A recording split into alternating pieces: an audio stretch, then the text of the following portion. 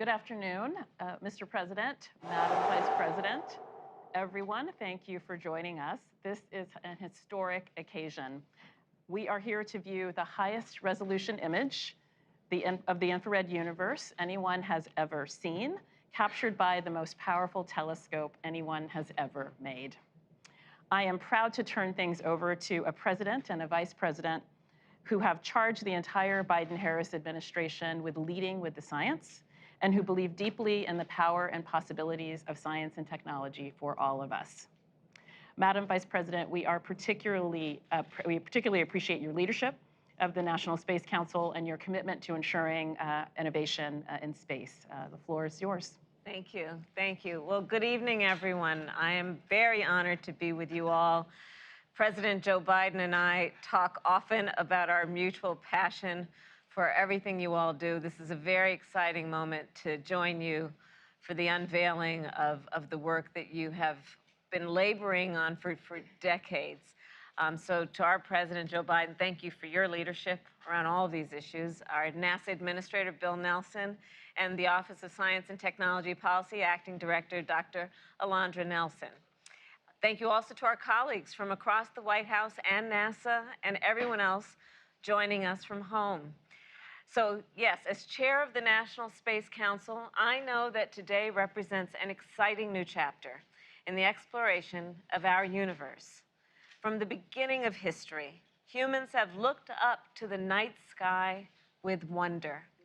And thanks to dedicated people who have been working for decades in engineering and on scientific marvels, we can look to the sky with new understanding.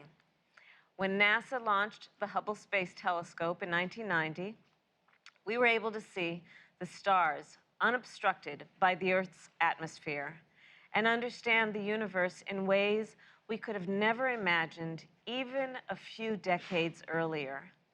And now we enter a new phase of scientific discovery. Building on the legacy of Hubble, the James Webb Space Telescope allows us to see deeper into space than ever before and in stunning clarity. It will enhance what we know about the origins of our universe, our solar system, and possibly life itself. This was made possible by partnership among nations, and it is an example of how the scientific endeavor can build upon the international rules and norms that govern our cooperation in space. This telescope is one of humanity's great engineering achievements. And the images we will see today are a testament to the amazing work done by the thousands of workers across our nation who dedicated years to this project. They embarked on this complex endeavor for the benefit of humankind, and in the process accelerated American innovation, strengthened partnerships with our allies, and will undoubtedly inspire generations to look to the heavens with excitement and ambition. With that, it is my great honor to introduce a leader who has always believed in the power of American innovation and international cooperation to achieve the remarkable, our president, the President of the United States, Joe Biden. Well, it's great to be with you all. And I was going to say good afternoon, but we're starting this meeting late because I was engaged in preparing for a trip to the Middle East. But today is a historic day. And thank you, Vice President Harris, Chair of the National Space Council. And thank you, my dear friend and our outstanding NASA Administrator and the only guy here that's been in space, Bill Nelson. Bill, you're a good friend. Thank you very much for what you're doing. And Dr. Nelson, you're doing a great job leading this Office of Science and Technology and Policy. It really is a matter. It really is amazing. 6.5 months ago, a rocket launched from Earth, carrying the world's newest, most powerful deep space telescope on a journey 1 million miles into the cosmos. First of all, that blows my mind. 1 million miles into the cosmos. Along the way, unfolding itself, deploying a mirror 21 feet wide, a sun shield the size of a tennis court, and 250,000 tiny shutters, each one smaller than a grain of sand. Put together, it's a new window into the history of our universe. And today we're going to get a glimpse of the first light to shine through that window. Light from other worlds, orbiting stars, far beyond our own. It's astounding to me when I read this and I saw the first. I mean, it really is. It's anyway, I don't want to, I'll see what they think when we see this. But light where stars were born and from where they die. Light from the oldest galaxies, the oldest documented light in the history of the universe, from over 13 billion, let me say that again, 13 billion years ago. It's hard to even fathom. Tomorrow, when this image is shared with the world, it'll be a historic moment for science and technology, for astronomy and space exploration, for America and all of humanity. You know, as an international collaboration, this telescope embodies how America leads the world, not by the example of our power, but the power of our example. A partnership with others. It symbolizes the relentless spirit of American ingenuity. And it shows what we can achieve, what more we can discover, not just about distant places, but about our very own planet and climate, like NASA's Earth Systems Observatory that we launched last year. That's why the federal government must invest in science and technology more than we have in the past. These images are going to remind the world that America can do big things. And they remind the American people, especially our children, that there's nothing beyond our capacity, nothing beyond our capacity. We can see possibilities no one has ever seen before. We can go places no one has ever gone before. You know, you've heard me say over and over again, America is defined by one single word: possibilities. Possibilities. I want to thank the team at NASA for once again showing that that's who we are. That's who we are as a nation of possibilities. And now let's take a look at the very first image from this miraculous telescope.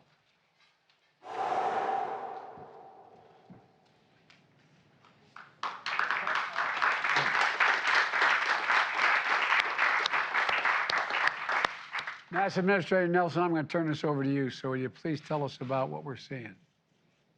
Mr. President, if you held a grain of sand on the tip of your finger at arm's length, that is the part of the universe that you're seeing, just one little speck of the universe. And what you're seeing there are galaxies. You're seeing galaxies that are shining around other galaxies whose light has been bent.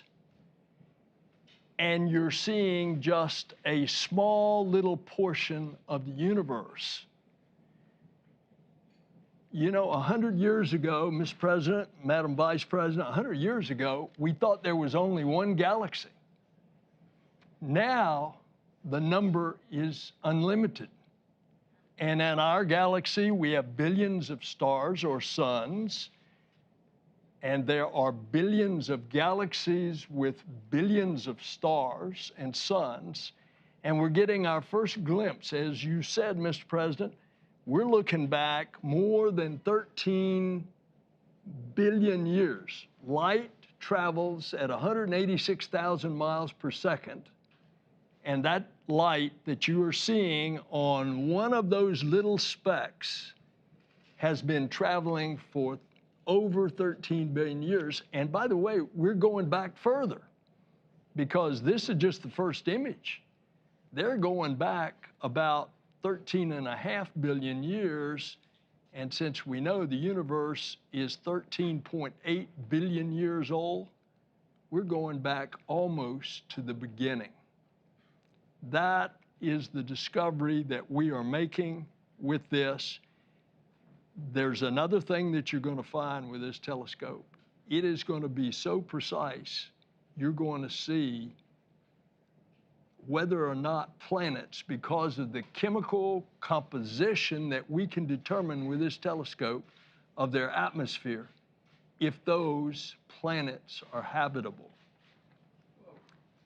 And when you look at something as big as this is, we are going to be able to answer questions that we don't even know what the questions are yet. This is what's happening. And it's because of this wonderful team that's out here. Part of that team, led by Thomas Zurbuchen, it was in trouble financially 5 years ago. He took it over. He got Greg Robinson, that you're going to meet, to direct it, and the result is what you've seen. So what an incredible team, joined, by the way, with our international partners, the European Space Agency and the Canadian Space Agency. So this is an international endeavor. It's amazing. I wonder what the press like in those other places.